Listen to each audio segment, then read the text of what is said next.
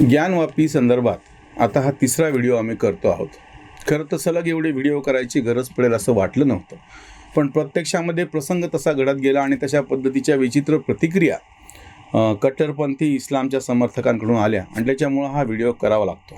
पहिला मुद्दा जेव्हा होता की त्या ठिकाणी शृंगार गौरी म्हणजे पार्वतीची मूर्ती आहे, तिची पूजा वर्षातून एकदा केली जाते आणि ती आम्हाला नियमितपणे करायची परवानगी द्यावी. म्हणजे वारंवार तुम्हाला असं जेव्हा ऐकू येईल या सगळ्या चर्चेमध्ये, ओबीसी सारखे अक्षरशः बॅरिस्टर असलेले सुद्धा, की nature and character cannot be changed. 1947ला एखाद्याचं जी काही प्रत्यक्ष स्थिती होती ते बदलता येणार नाही, पण ही स्थिती आहे ना, ती त्या ठिकाणी पार्वतीची मूर्ती आहे आणि त्या पार्वतीच्या मूर्तीची पूजा केली जात होती, किंवा आत्ताही तळघरामध्ये ह्या सगळ्या हिंदू देवदेवतांचे अवशेष त्या ठिकाणी आहेत, मूर्ती आहेत, असं जे त्या पक्षाचा दावा आहे. म्हणून न्यायालयाने त्याचं सर्वेक्षण करायचं फक्त आदेश दिलेले होते. म्हणजे कॅरेक्टर आणि त्याची जी काही स्थिती आहे ती तशीच, नेचर ते तशाला तसंच आहे, त्याच्यात कोणीच काही बदल केले नाही, बदलची मागणी पण केलेली नाही. पण जे नेचर आणि कॅरेक्टर आहे ते तरी मान्य करणार की नाही? त्या ठिकाणी नंदी आहे की नाही? हो आहे. त्या ठिकाणी ज्या हिंदू देवदेवतांच्या संदर्भातल्या सगळ्या प्रतीकं आणि खुणा आहेत की नाही? तर आहे. त्या ठिकाणी शृंगार गौरीची म्हणजे पार्वतीची मूर्ती आहे की नाही? आहे. मग हे मान्य करणार की नाही? इतका साधा मुद्दा होता तो. सगळ्यात पहिल्यांदा की ते जे सर्वेक्षण होतं त्याला विरोध केला गेला व्हिडिओग्राफीला.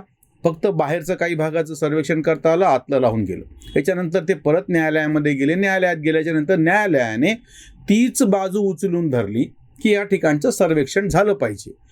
कडक आदेश देत असताना की हे सर्वेक्षण करताना कोणी विरोध केला त्याच्यावरती FIR दाखल करा.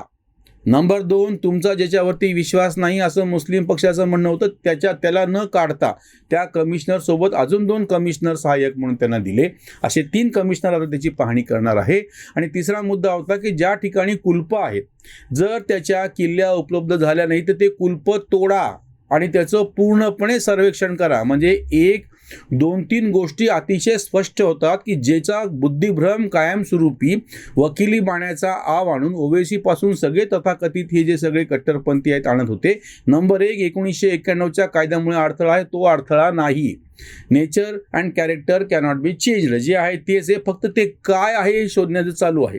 दुसरी गोष्ट, या ठिकाणी तुम्हाला आतमध्ये व्हिडिओग्राफी करायची परवानगीच नाही. अतिशय खोट्या पद्धतीने हे सांगितलं गेलं. वास्तविक पाहता आताच्याही नवीन आदेशामध्ये हा संभ्रम राहू नये म्हणून अतिशय स्वच्छपणे सगळ्या भागाचं छायाचित्रण करण्यात यावं असं लिहिण्यात आलेलं आहे. मुद्दा थोडासा अजून वेगळा आहे. प्रदीप सिंग म्हणून जे हिंदीमधले ज्येष्ठ पत्रकार आहेत आणि आपका अखबार त्यांचे अतिशय चांगले व्हिडिओ करतात, त्यांनी आज एक फार महत्त्वाचा मुद्दा उपस्थित केला, महाभारताचा संदर्भ देऊन. कौरव पांडवांच्या युद्धामध्ये कृष्ण शिष्टाई ज्याला म्हणतात, कृष्णाने अशी त्या ठिकाणचं राजदूत म्हणून जाऊन शिष्टाचार करण्यासाठी म्हणून एक मागणी शेवटी अशी केली होती की किमान तुम्ही 5 गावं पांडवांना द्या म्हणजे हे युद्ध टळेल.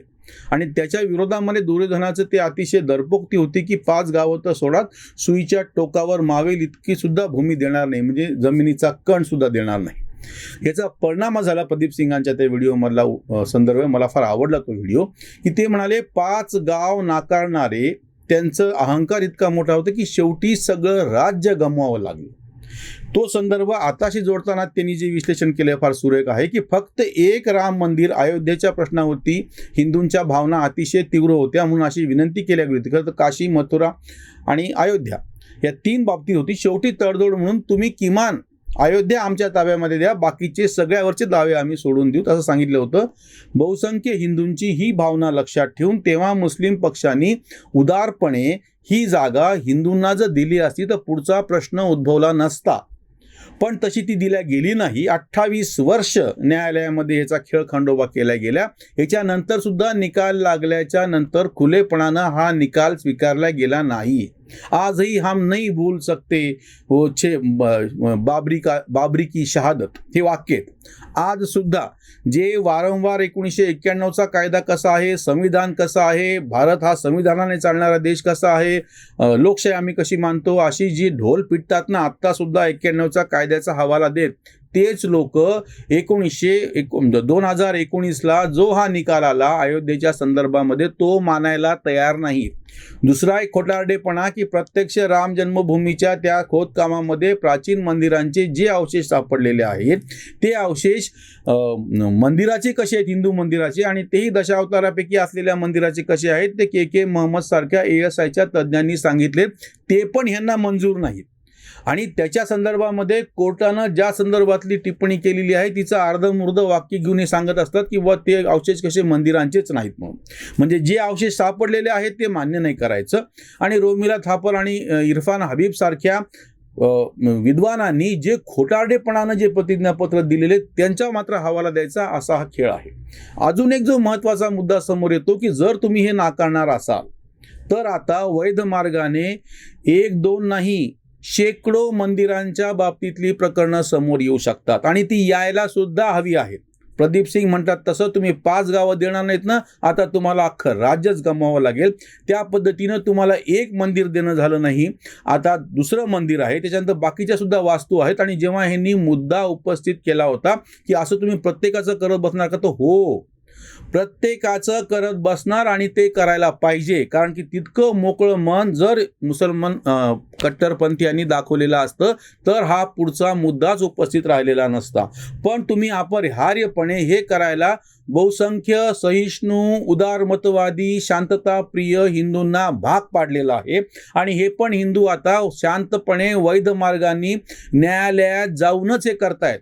वारंवार जेव्हा 91च्या कायद्याचा हवाला देण्यात येतो त्याच्याबद्दलच्या काय त्रुटी आहेत ते तर समोर येईलच. तो कायदा सर्वोच्च, त्या कायद्याच्या विरोधामध्ये पण लोक न्यायालयामध्ये गेलेले आहेत. पण त्याही पलीकडे जाऊन आता मी हटवादीपणानं अशी मागणी करतो की हे सगळे रस्त्यावरती उतरून जेव्हा कृषी कायदे मागे घेऊ शकतात आडमुठपणानं, तर हा जो कायदा 91चा तो मागे घ्यायला काय उशीर आहे. जर तुम्हाला त्याचं समर्थन करायचं आहे, हे सगळे पुरोगामी, सगळे लिब्रांडू रस्त्यावर उतरून कृषी कायदा मागं घ्या म्हणून झुंडशाही करणाऱ्यांच्या पाठीमागं उभं राहिलेले होते, तर मग आता शांततेच्या मार्गानं जे लोकसभेमध्ये आणि राज्यसभेमध्ये बहुमत आहे त्याचा वापर करून 91चा कायदा मागं घ्यायला काय लागायला लागले. तो कायदा तातडीनं मागं घेण्यात यावा. एक न एक मंदिर, म्हणजे ज्या ठिकाणी ते मंदिर पाडून मस्जिद बनवलेली आहे असे ज्याचे सकृत दर्शनी पुरावे मिळतात. उद्धटपणे जेव्हा ओवेसी सारखे लोक म्हणतात की तुमच्या सर्वोच्च न्यायालयाच्या खाली पण मस्जिद आहे तर तुम्ही खोदकामाला परवानगी देणार का, ते हे सांगत नाहीत की सकृत दर्शनी जिथं आज सुद्धा ज्ञानवापीच्या त्या ठिकाणी, मी मस्जिद हा शब्द यापुढे वापरणारच नाही, ज्ञानवापी मंदिरच आहे, त्या ज्ञानवापीच्या आजही त्या ठिकाणी संपूर्णपणे मंदिराचे अवशेष स्पष्टपणे समोर दिसतात. त्यासाठी काही वेगळ्या कुठल्याची गरज नाही. असे ज्या ठिकाणी मूर्ती आणि मंदिरांचे, हिंदू मंदिरांचे अवशेष दिसतात त्या सगळ्या मस्जिदीच्या बाबतीमध्ये तिथलं सर्वेक्षण करणे, त्या ठिकाणचे व्हिडिओग्राफी करणे याचे आदेश दिले गेले पाहिजेत. अगदी ज्या ठिकाणी बसून मी हा व्हिडिओ करतो आहे त्या शुलीभंजन या ठिकाणी जो काही एक त्या ठिकाणी दर्गा आहे त्या दर्ग्यामध्ये महादेवाची पिंड स्पष्टपणे आजही शाबूत आहेत, तिची पूजा केली जाते. असे ज्या ठिकाणी स्पष्टपणे दिसणारे पुरावे आहेत त्या ठिकाणी तुम्ही काय म्हणलात, nature and character cannot be changed. जर त्याचं नेचर आजही महादेवाच्या पिंडीचं असेल तर त्या नेचरप्रमाणे सुरावर्दी तो दर्गा आहे सुफी संतांचा, त्याच्यामध्ये महादेवाची पिंड आहे शुलीभंजनला, आणि ते म्हणजे नेचर अँड कॅरेक्टर बदललेलं नाहीच आहे. तसं जर असेल तर त्या ठिकाणी पूजेची नियमितपणे परवानगी भेटलीच पाहिजे. आम्हाला काही अडचण नाही आहे. तुमचा दर्गा तुम्हाला जो ठेवायचा तो ठेवा, तुमची मस्जिद तुम्हाला जी आणि जशी ठेवायची ते ठेवा, पण जी आमची त्या ठिकाणी आस्था असलेली मूर्ती आहे, जे ठिकाण आहे त्याच्या पूजेचा हक्क आम्हाला भेटला पाहिजे. कालपर्यंत तुमच्या हातामध्ये ही गोष्ट होती की हे सगळं शांततेच्या मार्गानं तुमच्या दृष्टीनं मिटवता येऊ शकत होतं, पण तेव्हा तुम्ही आडमुठपणा केला. आणि नंतर सुद्धा आज 2019 म्हणजे 3 वर्ष होऊन गेलेत बाबरीला, 2.5 वर्ष होऊन गेलेत, तरी सुद्धा यांचा हेकटपणा संपलेला नाही. असं जर असेल, बहुसंख्य शांतताप्रिय उदारमतवादी हिंदूंचा हक्क आहे की त्यांचे जी धार्मिक स्थळं आहेत, त्यांच्या आस्थेचे जे विषय आहेत ते सगळे वैध मार्गाने ते ताब्यात घेतील. आणि त्याच्यातला अजून एक शेवटचा मुद्दा आहे की ज्याच्याकडे हे सगळे लोक दुर्लक्ष करायले, ज्या पद्धतीने प्राचीन हिंदू वास्तुशास्त्र म्हणजे आता कुतुब मिनारचा जो विषय आला त्यांनी सांगितलं होतं की तुम्ही आता कुतुब मिनार ही हिंदू स्थळ आहे, हे प्रत्यक्ष त्या ठिकाणी ASIच्या पाटीवरतीच लिहिलेलं आहे. आजही त्या ठिकाणच्या खांबांवरती हिंदू देवदेवतांच्या मूर्ती अस्तित्वात आहेत. खरं तर कट्टरपंथी इस्लामचे जे आहेत त्यांनीच याला विरोध केला पाहिजे, कारण की ज्या ठिकाणी बुतपरस्ती मूर्तीपूजा केली जाते ते ठिकाण इस्लामच्या प्रार्थनेसाठी वैध नाही. म्हणून जे खरं ज्याची इस्लामवरती भक्ती आहे, श्रद्धा आहे, त्यांनीच मुळात ह्या जागा नाकारल्या पाहिजेत. आज अशा पद्धतीने ज्या ज्या ठिकाणी सकृत दर्शनी पुरावा हिंदूच्या बाजूने असेल त्या सगळ्या जागांचं व्हिडिओग्राफी छायाचित्रण झालं पाहिजे आणि त्या जागा हिंदूंच्या ताब्यामध्ये दिल्या गेल्या पाहिजेत.